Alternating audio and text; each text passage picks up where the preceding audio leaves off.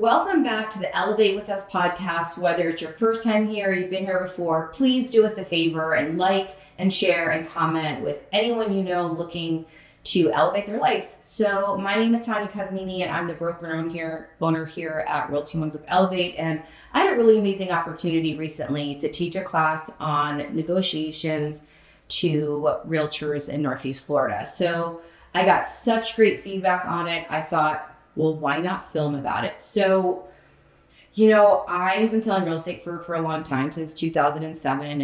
And I thought, well, shoot, why would anyone listen to me? So I did calculate my data on roughly that since I started real estate in Florida in July of 2018, I've closed roughly 120 million in transactions. So I think I have something that I could share that's pretty value added. The majority of my business is referral based. And I say that's because they had a good experience, probably because the negotiations went well. And if not, I was able to let them know that it was the best outcome they could have ever predicted. So one of my mantras in negotiations is this: the answer is always no if you don't ask. So whenever you're working with a buyer or a seller and let's just say you're working with a buyer and they looked at a house that was, 500,000 and you did research and the agent told you, hey, they're not negotiable at all. Well, sometimes it's different when you have it in writing. Sometimes that seller feels a little bit different about that offer. And, as long as you're looking at the data and coming in within kind of the average norms of that neighborhood, perhaps going a little under list price won't be as poorly received as you thought, because again, the answer is always no if you don't ask. Same thing if you're negotiating for maybe a buyer who's also a seller and they haven't been able to find a home and all of a sudden they found one and the dates aren't aligning like they want to and they're freaking out about how they're going to buy and sell and move and they've got pets, and we get it, right? They're just normal people that have stuff and things and complications, and you're like, well, you know what if I go back to that buyer for your property and see if they'll give you a 2 or 3 day lease back? And they're like, but we've already negotiated it. Listen, the answer is always no if you don't ask. So just remember that. I've actually taught my kids that as well, within reason to ask and kind of push boundaries.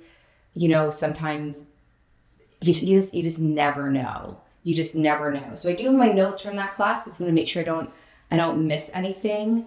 I think that one of the reasons in real estate that we're paid a good amount of money is because of our ability to negotiate, our ability to keep the deal together. Something I want to mention, that I'm going to talk about this as I have worked as a transaction broker here in Northeast Florida.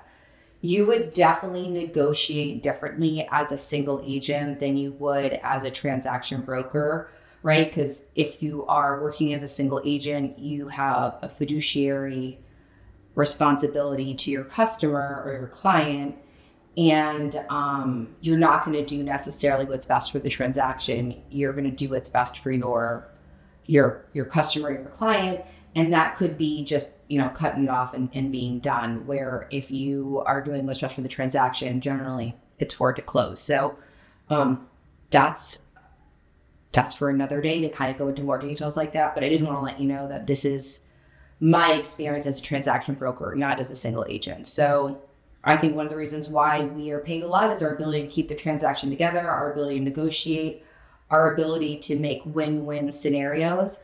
I don't really like win-lose. That is a style of negotiation. I think that making a collaborative is the best part.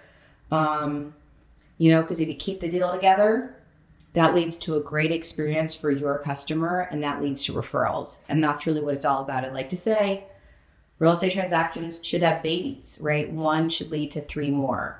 It might not be immediately, but within that year, you should get 1 to 3 referrals from each customer if you're working it right.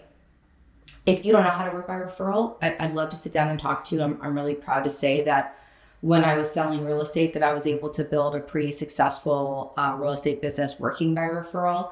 And I didn't grow up here. I hadn't lived here very long when I started in real estate. So, doing it in a really specific and targeted and authentic way leads to a lot of success. So I touched upon the different types of negotiation styles. Win-win, which is collaborative, right? That focuses on having a win for both parties. Competitive win-lose, that means it's better for one party than the other. Compromising is finding some middle ground, and avoiding would be just something on a lower stakes type situation, which I don't really think is super relevant to real estate, but I wanted to make sure that it was mentioned. And I think one of the most important parts of having a successful negotiation is being prepared, right? Is understanding. So for instance, I'm going to go back to that buyer you were representing for $500,000. And if they wanted to offer 400, like I said, the answer is always no if we don't ask. But if you did research and you found out that homes were selling at 100% of list price, and your guys want to go to 80% of list price, is that going to lead to success, right? When people's expectations aren't met, they're disappointed.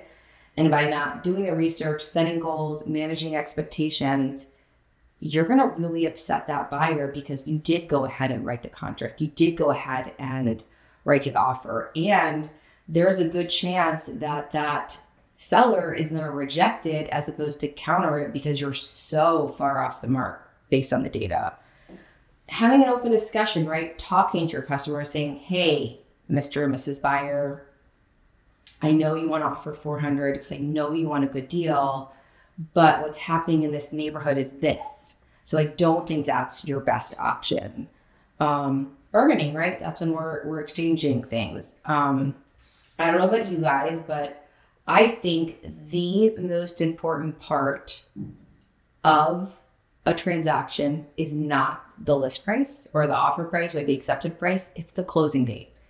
Generally speaking, those can be really hard to manipulate because if people need somewhere to live and the dates don't work out by an extreme amount of time, it's probably a no-go. So I used to like to tell buyers that they can't beat the seller up on every part of the transaction. They've got to pick a couple that work for the seller. And I usually say we can make the closing date work, we can probably get the rest of it. So bargaining is really important, right? The agreement, right? We come to terms, meeting of the minds, we're all good. And then it's a really good idea to take notes on your transactions and reflect back on what happened. Like what was received well, what wasn't, where were your wins, where did you not win, where did you lose? And how is it all perceived? How did the other, you can kind of get an idea of how they feel, even if it was all over the phone. Text messages and emails a little bit harder. I would suggest doing as much of your negotiations over the phone as you can. I mean, you can hear that someone's smiling when they talk. It's kind of weird if you've never listened for that, but it's really important to do that. So when you are preparing for a successful negotiation, I'm going to go ahead and tell you that the most important thing is to listen. You can get an idea of what's important to that buyer or seller, what's important to one party versus the other, to make sure they're both heard. If they're both heard and that's expressed and accepted and presented, that's huge. Huge. Being transparent about the whole dialogue of what's going on is really important. It kind of relates back to setting goals and expectations and being transparent and having the information. A lot of this is really interrelated. So being an empathetic listener is really, really important. I just want to touch a little bit more on listening. I'm going to go ahead and say that listening is probably the most important part of a successful negotiation. You can really understand what's important to the other party by listening and by asking questions. So whether you're representing the buyer and the seller and you're speaking to the other agent, it really doesn't matter. Just be asking as many questions as you can to get the most information. And it could just be, hey, other agent, what is most important to your customer? I mean, it's really as simple as that. I don't think that's too direct. I'd love to hear if you thought that was too direct. But when the negotiations are so far apart, but the buyer wants to buy and the seller wants to sell, if you can understand what's most important to your customer and the other customer and bring it together, you might be surprised that the delta there, the difference isn't as bad as you thought. You know, if money is the most important thing for the seller and they're willing to work on the date for the buyer, yeah, there you go. You've got something going for you. It's a win-win, right? They're both winning what's most important to them. Because I said it before and I'll say it again, I don't think the money is necessarily the most important. The dates, you know, maybe for a low offer, the buyer will agree to buy the home as is, do an inspection, but not ask for repairs. I mean, there's just so many things there. It's not just the money. You know, be sure there's some common ground there. I kind of touched on that just a little bit. So, you know, point out that the buyer wants to buy and the seller wants to sell, and everybody wants to make it work. But, you know, maybe this part of it is kind of a non-negotiable for your customer, whether it's the buyer or the seller. And letting the other agent know that is really, really important, because, you know, maybe that will stop it. Like, maybe whatever is the most important thing for your customer is extremely important for the other side. And you can't have a meeting of the minds. Wouldn't it be better to know that before you go under contract, mark it under contract in the MLS, miss out on a weekend of open houses, miss out on a weekend or a week of showings, only to find out that, they figured it out, that closing date, you know, just won't work. It was a line in the sand, and your customers have worked toward that closing date. I mean, to me, there's really nothing worse than it not working out right in the beginning because of poor negotiations, right? Nobody was honest. Nobody told the whole truth. Everyone was just worried about it, and we weren't transparent, we weren't honest, we weren't understanding our goals.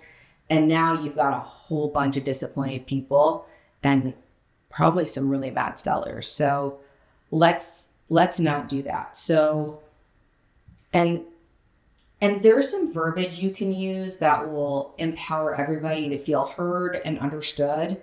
And if you can use the word we, like you're a team, so let's see what we can accomplish together, that can really, really help. This is a really important one that I think is really hard, especially if you're working as a transaction broker and perhaps previously you've worked as a single agent. I can say that from experience. It isn't about you at all. It's all about that customer. I'm going to tell a story that I told the other day. Is I had some repeat customers. They were a referral from people here that I worked with a few years ago. They moved here from Ohio and they bought a home, sight unseen, but they've been in the neighborhood. When they got here, they really hated it. I mean, really, really, really hated it here. We're here for like 6 weeks and left. Called me after they'd already moved back to Ohio, and they were like, hey, we want to sell the house. And this was a couple years ago, so the market was a little soft. And I was like, okay, did a CMA. We weren't really going to make any money. They're going to have a bit of a loss. And I said, well, like, let's price it, you know, pretty competitively. And they'd done some in 6 weeks, or maybe they've been there 3 months. Maybe they've been there 12 weeks. They did some pretty nice upgrades. They'd added like custom closet organizers and a plastic floor and a water softener. So some like big ticket items.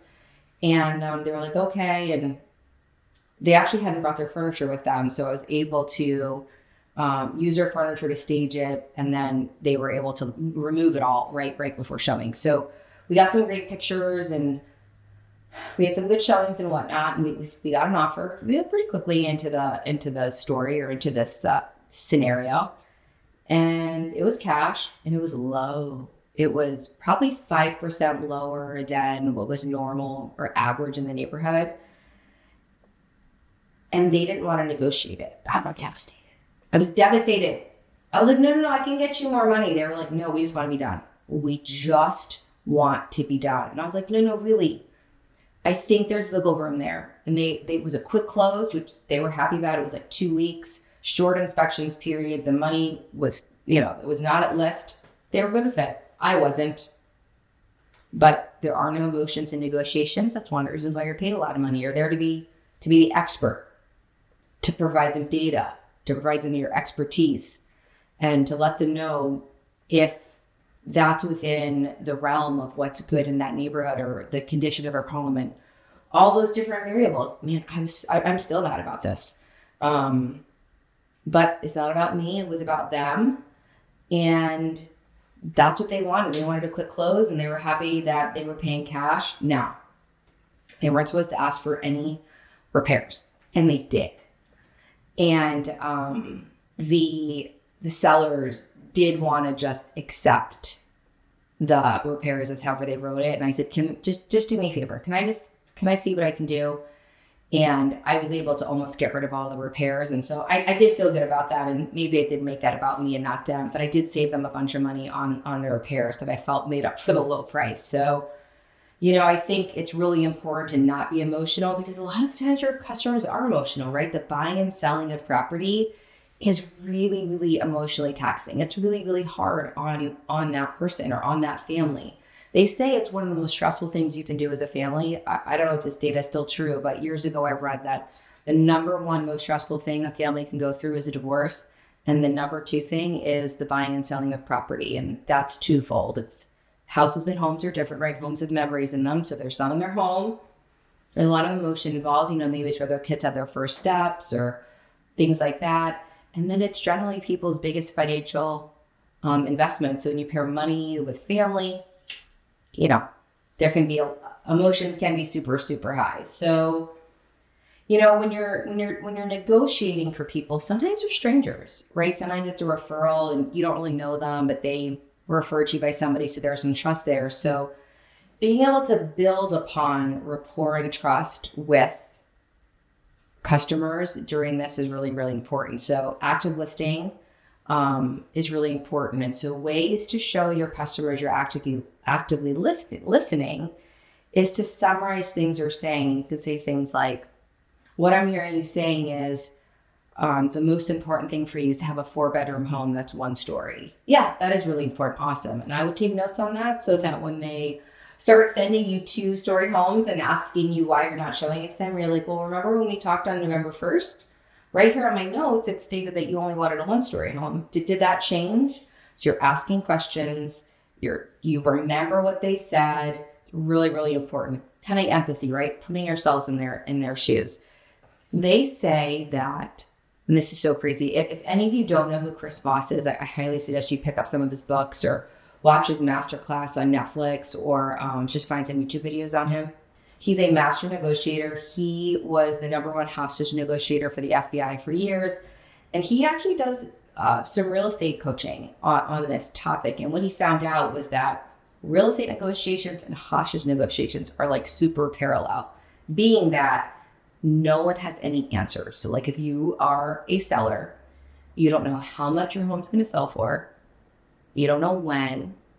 You don't know when you're moving, what you can buy. I mean, we could just list variable after variable after variable. And if you're in a hostage situation, that family has no idea when they're going to get their person back, if they are, how much it's going to cost. So when you are doing these negotiations, especially if you don't have good news, he suggests, #1, not asking them how they are, because they're not good, right? They're not good. They're worried. So you're not going to call and say, hey, Mr. or Mrs. Seller, how are you? You're just going to say, hey there, it's Tanya. I am not calling with great news. The buyer walked away. But I do have good news. The last person to sell the property, I let them know in advance and they're contemplating an offer because it was really high on their list. So just tell them what it is. I've been doing that for years. I have never had anyone like yell at me or anything. They're just so happy to just know they're good with it. So that's really, really important. This is something that it ties back to emotions. This is something I always say in my head. So I've got all these like expressions that keep me in line. And ye who cares least wins. Let me say that again since I butchered it. Ye who cares least wins. So if you have emotion, then you're not going to make a good decision. That's why buyers and sellers need you to have good transactions, because they care too much and they make bad choices, and you're there to prevent that from happening. So what are things that come up as a realtor when you're negotiating, right? You get price negotiations, repair costs, closing timelines, maybe financing. And so what are some things you can say? Again, we're going to go back to we understand that you weren't happy with the condition of blank. Would a concession for that work for you? Another really good tip is I'm going to share this, and maybe I shouldn't, but I'm going to, and this comes directly from Chris Voss, is when you're negotiating numbers, if you use like a strange number, like let's just pretend you're going to counter 540,000. If instead you do like 542,850, the other party's like, wow, they must have calculated that to the last dollar. That's like super, super specific. So using a super, super specific number makes the other party feel like you spend a lot of time with it. And you might have. I'm not saying you didn't, but you might have. And instead of saying no, you can say, what we can offer is blank, to just keep the options open, keep the negotiations going. The last thing I want to talk about is we have to deal with other agents, right? We have to negotiate with them. We have to talk to them. We hope they answer the phone, because again, I think negotiations are a lot better that way. So just be cooperative. Keep the conversation going. Be clear. Write it down. There's nothing worse than when someone thinks that bathroom mirrors are staying and they're not. It wasn't in the contract. Everyone's confused. You're renegotiating at the end. That is the worst. And remember, stay professional.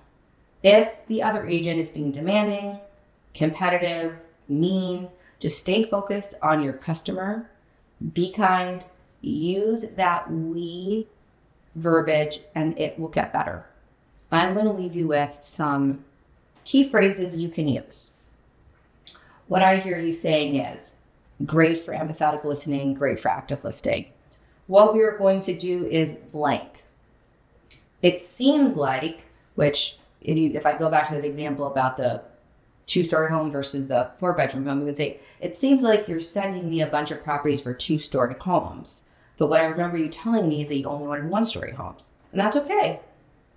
And then perhaps you work with a seller and you've presented them an offer and they're not getting back to you. So maybe you can say something like, it seems like you're reluctant to sign that offer. Is there something missing? And just, again, ask questions. Don't have emotion. Lead with questions, because whoever asks the questions leads the conversation. Thanks for listening. If you have any questions about negotiations, or if you've had a tough situation that you love help working out, I'd love to hear from you.